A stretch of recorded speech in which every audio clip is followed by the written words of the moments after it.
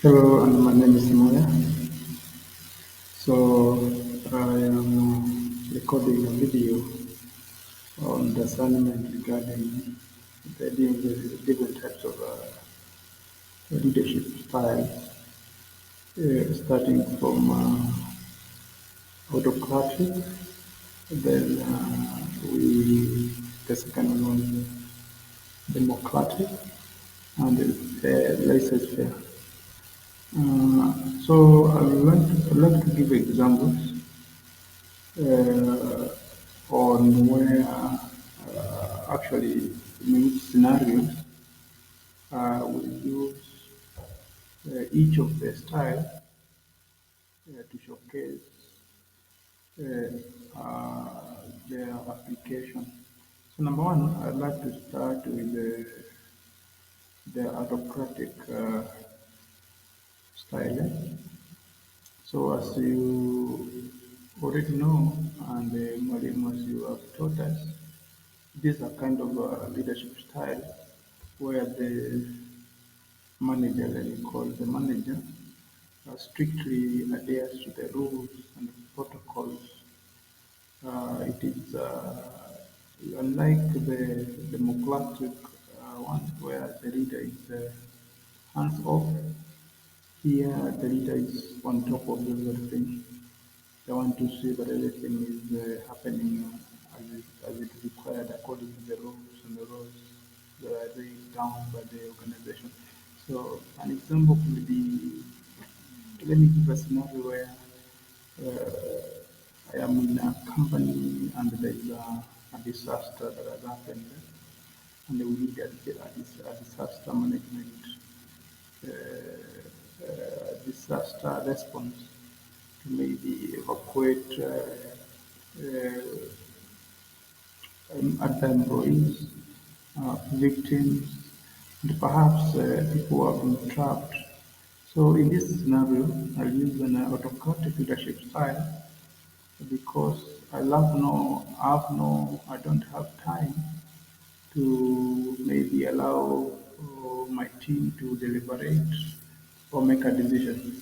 So I make a decision there and then the request and request maybe the engineers and other experts to proceed with the evacuation process because waiting to see what others will say about it or give suggestions will delay even the much needed response. On the second leadership style, a simple example that I give that I think is applicable uh, could be perhaps my team is working on a project, maybe it's on a project that is meant maybe to improve the welfare workers in my company. So in this scenario, I use a democratic leadership style to understand and even get views from the team. In this case, I'm seeking their team input so that I'm able to gather as much as information that I need to make the program much work-oriented. The last leadership style is the laissez-faire type of leadership, where now as a manager, I'll trust all the decision making and other critical areas to my team.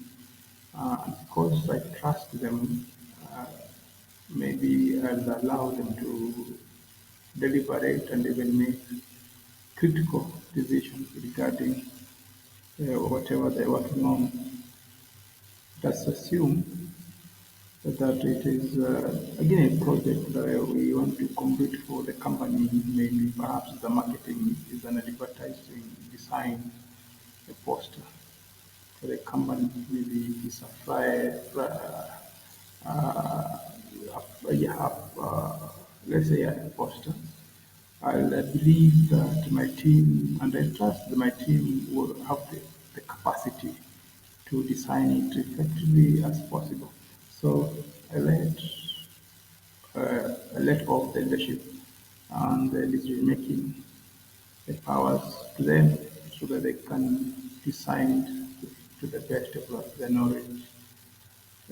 Up to that point, I think I've highlighted the three scenarios that were required, and I hope the examples I've given they were spot on and that they are correct. Thank you so much for this chance to present my views on the different types of leadership styles that we have. It has been a wonderful session. I've learned a lot from your lecture, and I hope that in the future, as a transformative leader myself, I'll have a chance to realize most of these styles that I have covered in class to try to see the merits and demerits of each. Thank you so much.